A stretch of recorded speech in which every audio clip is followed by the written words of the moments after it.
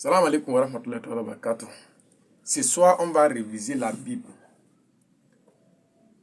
Certains chrétiens nous disent que la Bible contient la totalité de la parole de Dieu. Pourtant, dans la même Bible traite de Jésus de maudit. Donc, c'est Dieu qui traite encore Jésus de maudit là. Ou bien, c'est Dieu ou bien c'est l'auteur de la Bible. Donc, je ne comprends pas quoi. Essayez de nous expliquer ça. Donc, dans votre propre Bible, il traite de Jésus de maudit.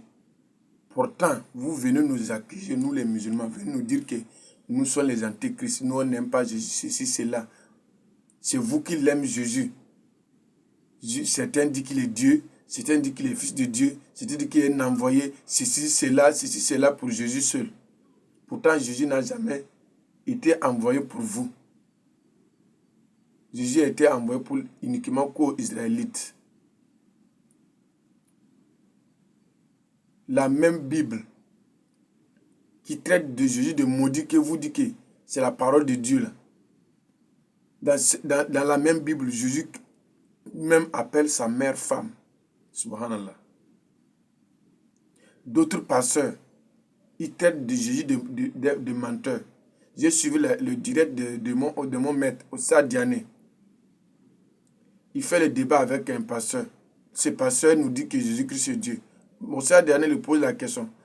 Si Jésus-Christ est Dieu, quand on lui pose la question que quand est-ce que le monde finit, pourquoi il dit qu'il ne connaît pas? Ni les gens ne connaissent pas, seul le Père seulement qui connaît.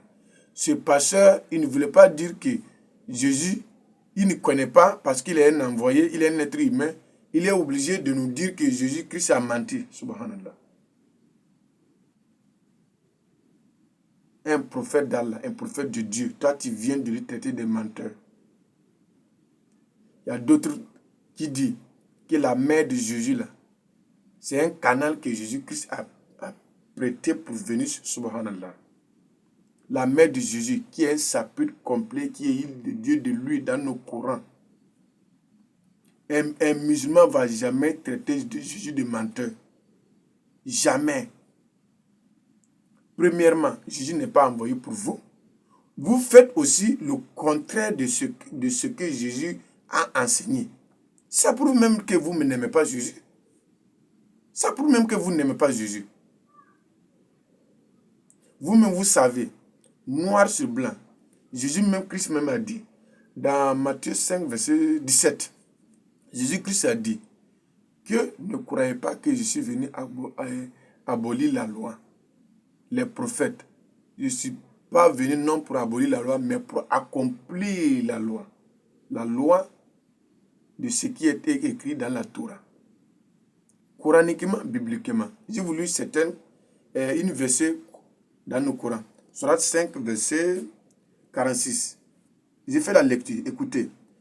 Allah subhanahu wa ta'ala nous dit ici que et nous avons envoyé après eux Jésus, fils de Marie, pour confirmer ce qu'il y avait dans la Torah avant lui. Et nous lui avons donné l'évangile où il y a guide et lumière pour confirmer ce qu'il y avait dans la Torah, la loi Moïse, avant lui. Et un guide et une exhortation pour les pieux.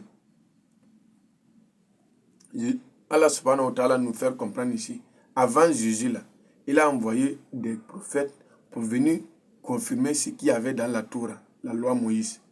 Avant qu'il a donné encore l'évangile pour confirmer ce qu'il y a dans la Torah. Ça, c'est noir sur blanc. On est d'accord. Maintenant, dans votre propre Bible, dans la loi Moïse, Deutéronome 21, verset 23, c'est écrit que quiconque est pendu sur la croix est un homme maudit. Dans l'Ancien Testament, on comprend ça. Maintenant, dans le Nouveau Testament, dans Galates 3, 13, j'ai fait la lecture. Galates 3, verset 13.